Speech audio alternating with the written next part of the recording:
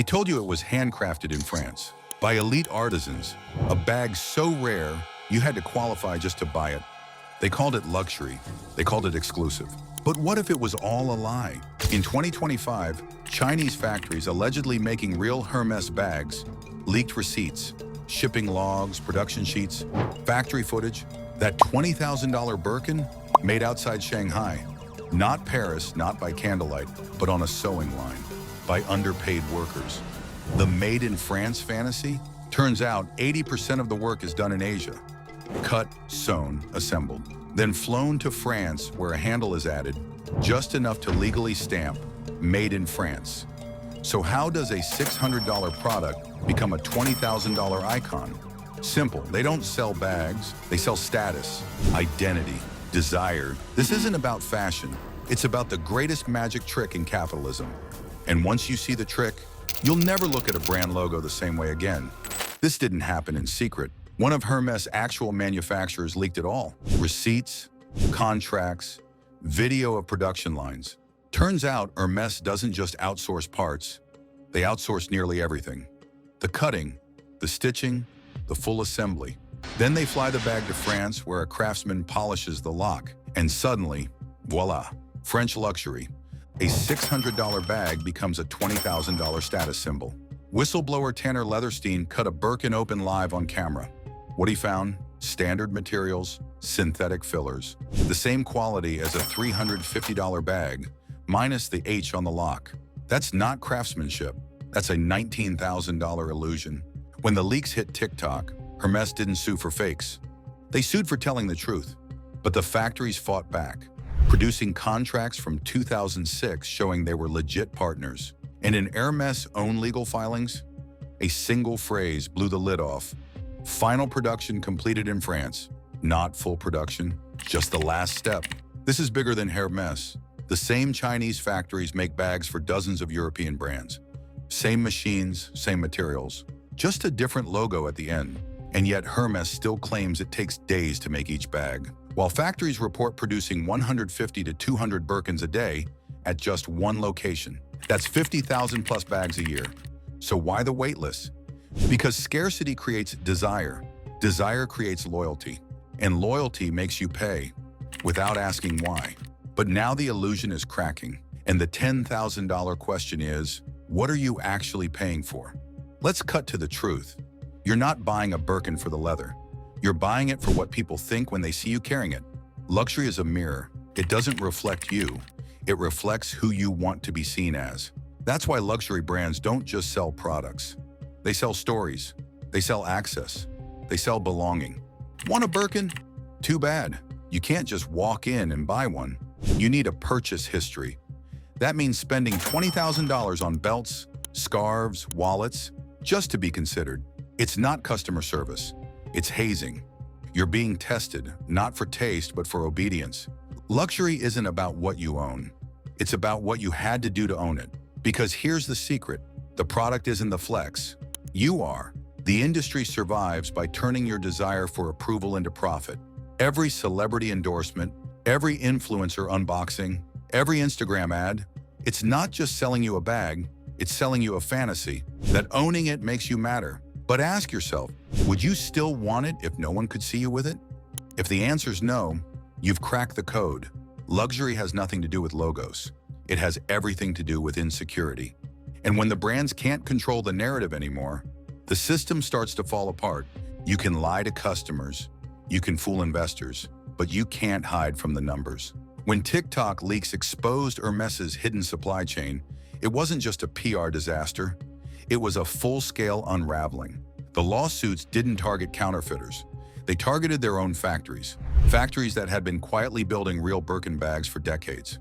Now, they were being sued for telling the truth. But the factories had receipts. Counter lawsuits revealed contracts dating back to 2006. Not for components, for full assembly. These weren't rogue suppliers. They were Hermès' backbone. And hidden in Hermès' legal filings was the phrase that broke the illusion. Final production completed in France. Final production, not full production. Translation? Yeah, we made it in China, but we finished it in France, so shut up. The result? Collapse. resale markets tanked. Prices dropped 35%. Auction houses canceled. Collectors fled. And suddenly, $800,000 Birkin collections felt like bad investments. The illusion was bleeding. And once you know the truth, you can't unsee it. The myth of French craftsmanship exposed. The fantasy of exclusivity shattered. The product doesn't lose value because it's poorly made. It loses value because the story's broken. And without the story, it's just a bag. Hermès claims it takes 2 days to make a Birkin by hand. And yet, they sell hundreds of thousands per year. Let's do the math. To meet those numbers, they'd need over 12,000 full-time French artisans, working 85-hour weeks, no holidays, in factories 3 times bigger than they actually have. It's impossible, because it's not true. Most Birkins are made in China, cut, stitched, assembled, then flown to France for a quick final touch. Add a clasp, polish the buckle, stitch a tag. Boom, made in France. It's called the final transformation rule, a legal loophole used by almost every luxury brand. A product can be 98% made in Asia, but as long as the last significant step happens in Europe, it qualifies for that prestige label. It's technically legal, but it's completely deceptive. Because when you pay $10,000 for a bag, you're not just buying materials, you're buying the myth. And now, that myth is crumbling. Side-by-side comparisons are everywhere. $22,000 Hermès bags versus 300 high-end dupes. Same leather, same stitching, same silhouette. The only difference? One has a logo, the other doesn't. And suddenly that $9,700 price gap feels a whole lot like manipulation. So what are you really paying for? Because it's not leather, it's not craftsmanship, it's not exclusivity. You're paying for a story, one written by marketers, not artisans.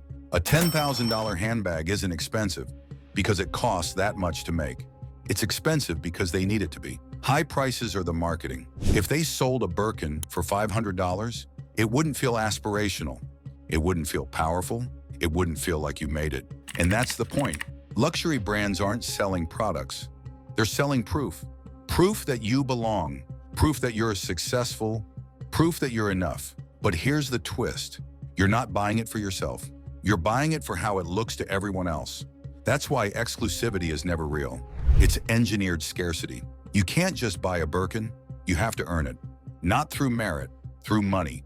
Spend $30,000 on accessories and maybe, just maybe, they'll let you into the club. That's not luxury. That's manipulation. They're not gatekeepers of taste. They're toll booths for validation. And the more hoops you jump through, the more you believe it's worth it. Because if it was easy, it wouldn't feel special. This is the psychology of elite branding. Make people suffer, and they'll value it more. But here's the truth. Real luxury doesn't demand proof. It doesn't test your loyalty. It doesn't exploit your insecurity. It doesn't sell you your own self-worth. True luxury is quiet. It's intentional. It's for you, not them. And that can't be faked with a logo.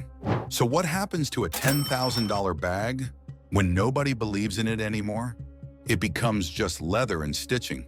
Because without the story, without the fantasy, there's no status, no power, no luxury. This isn't just about Hermès. It's about a system built on perception and weaponized through marketing. They never sold you a bag. They sold you insecurity. They sold you the need to prove yourself. And every time you bought in, you bought their power, but now the spell is breaking. Resale prices are collapsing. Collectors are bailing.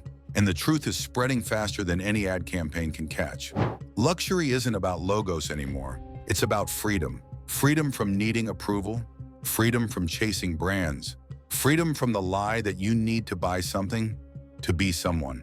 So here's the final question. Would you still want it if no one saw you with it? If the answer is no, congratulations. You're no longer their customer. You're free. If this pulled back the curtain for you, don't let it stop here. Subscribe for more stories that expose the systems built to control you. Because the best way to fight illusion is to understand how it works.